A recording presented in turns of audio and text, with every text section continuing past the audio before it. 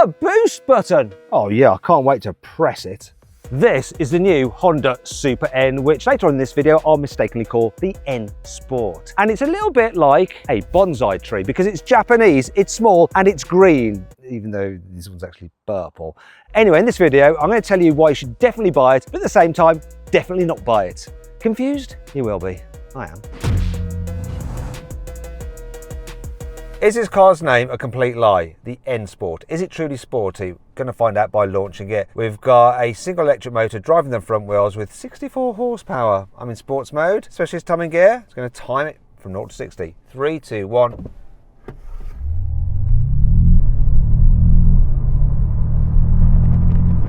Come on, I don't want to run out of road. 11.37 seconds. It's not that sporty. Listen carefully, you might be noticing something. Come back to what I'm talking about in a moment. But while that wasn't that impressive, there is a way to make it more impressive because I forgot about something. The boost button. All right then, I'm now going to press this boost button.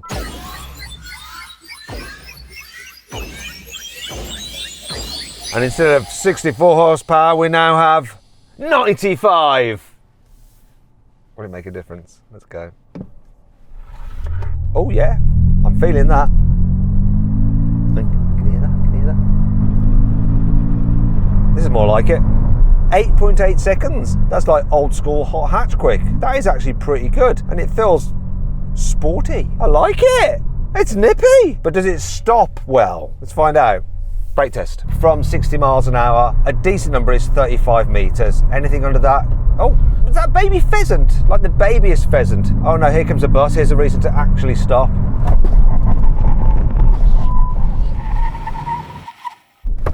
$33 meters. That's good. And I'm a mile away from the bus.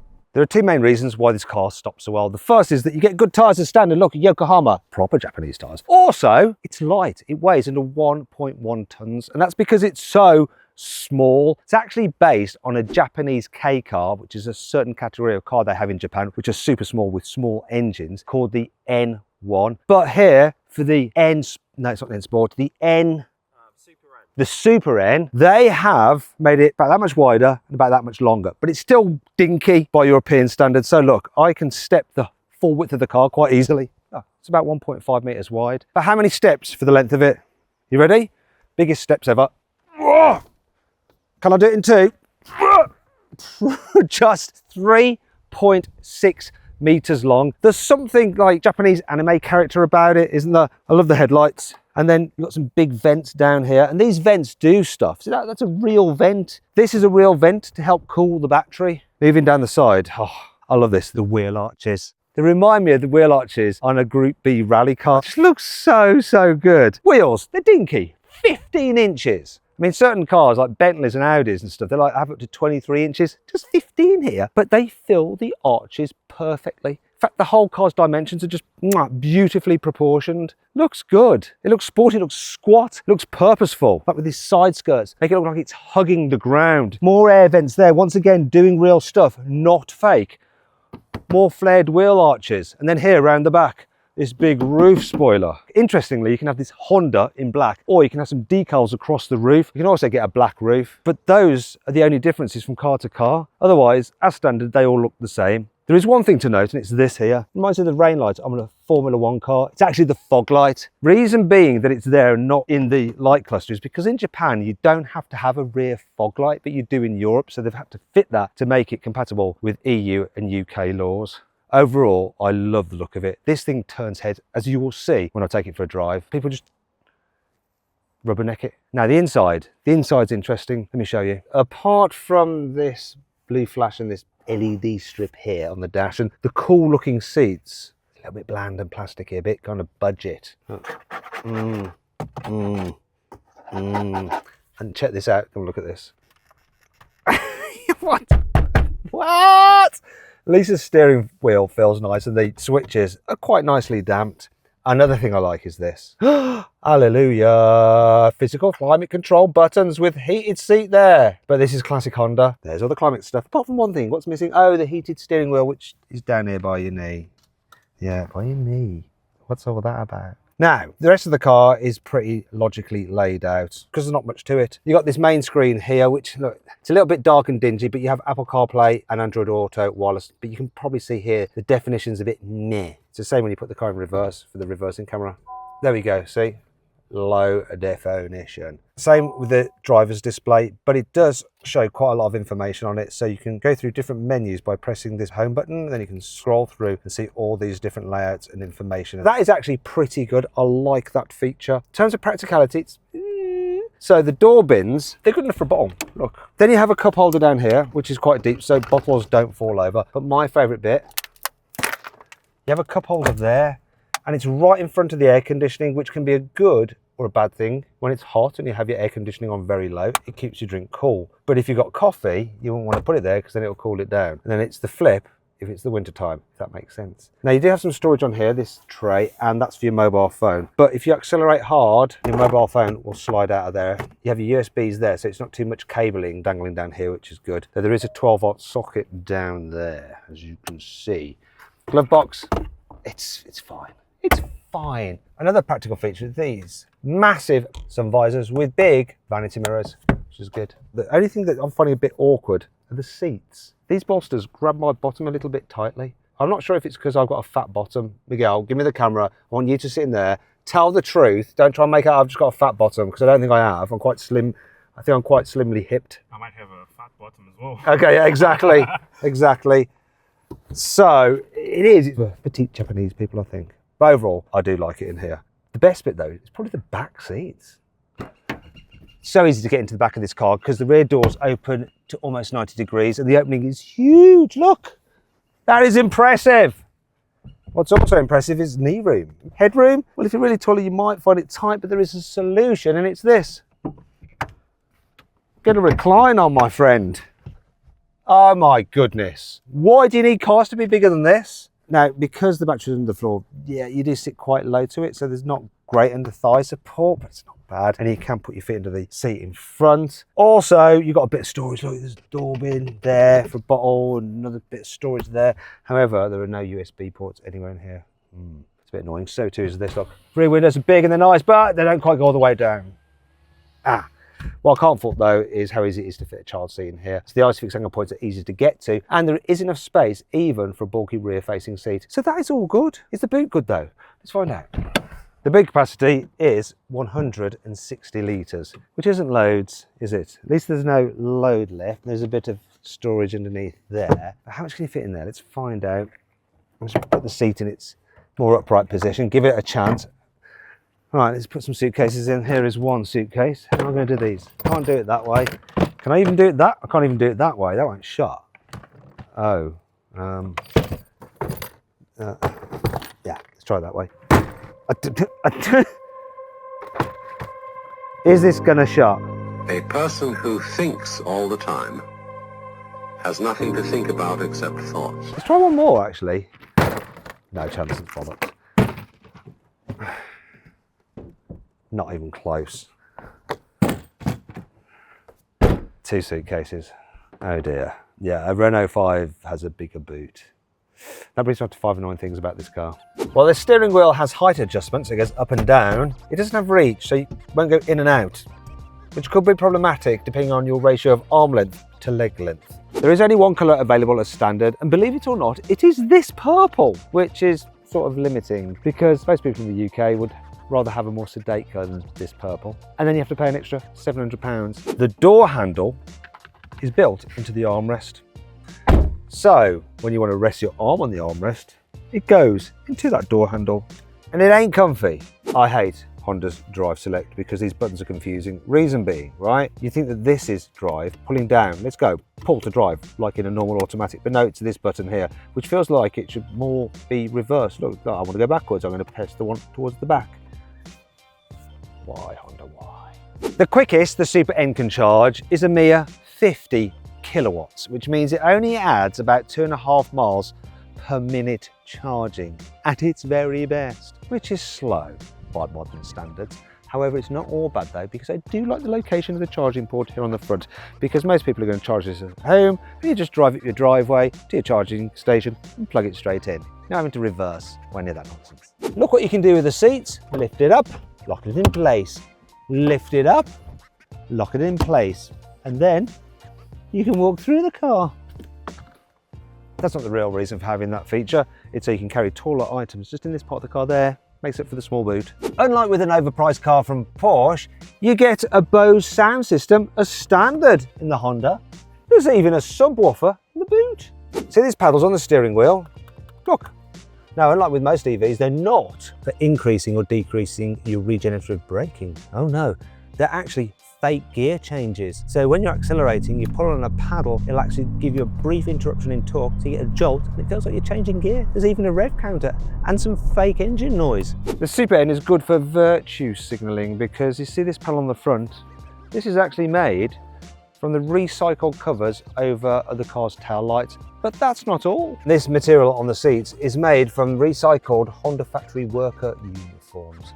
This part is from their skin.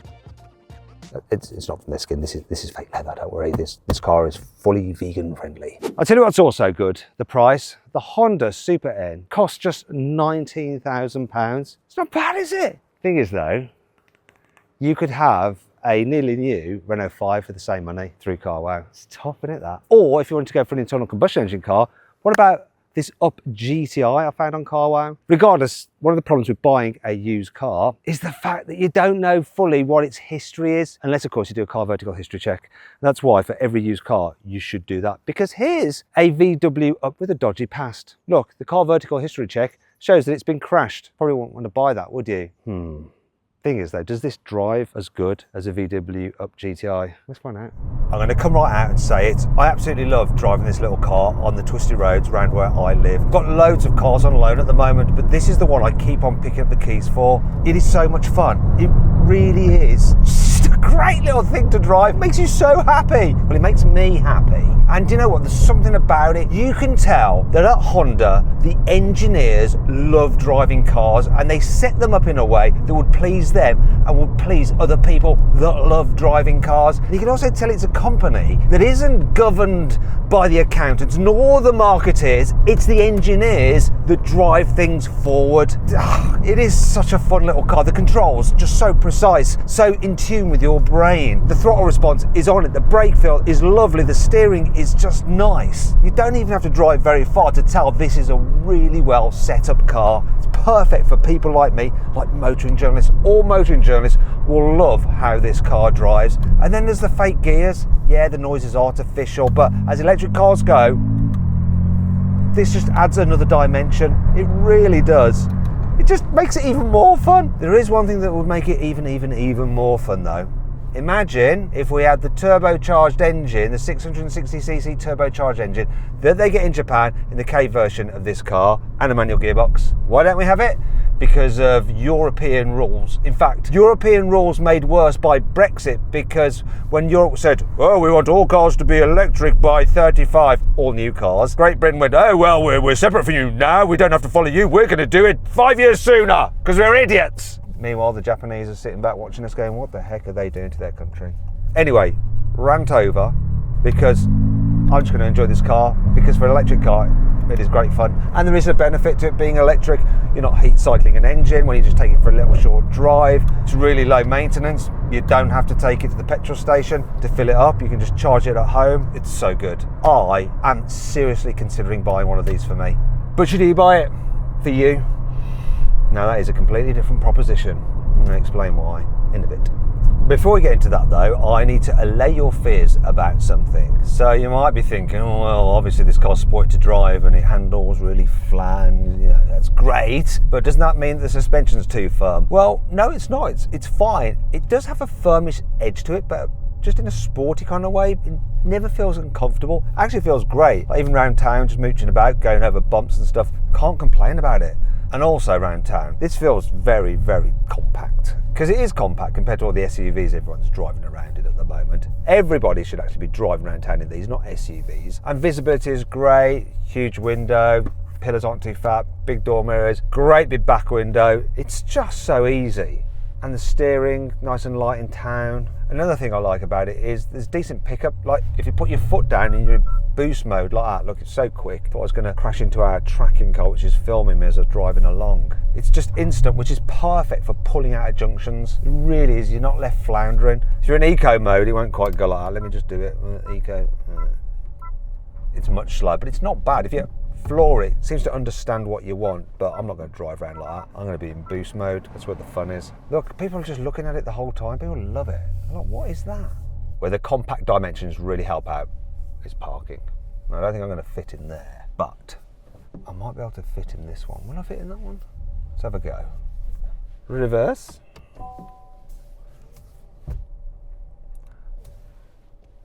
I just remembered I'm rubbish at parking. So whatever you see me do here, you'll be able to do twice as well. This is basically how this works. Look, everyone looks at this car. Thankfully, we've got parking sensors.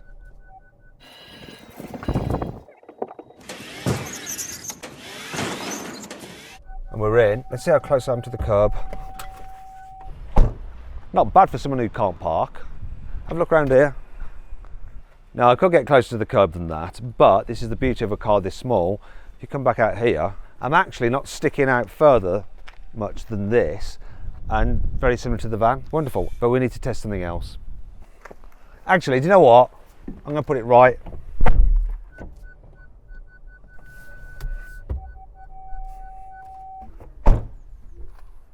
Brilliant. I can't be bothered to get it out there. James, can you get the car out? Thanks. Just let James do that. We've got loads of room. More. Stop. Reverse hard, left hand down. You can see how close you can get there, really close. Many minutes later. Right, that's it. Now reverse up and put the car there and I'll get back in. Bit further back. Stop. Thanks, James. Appreciate it. I'm such a diva.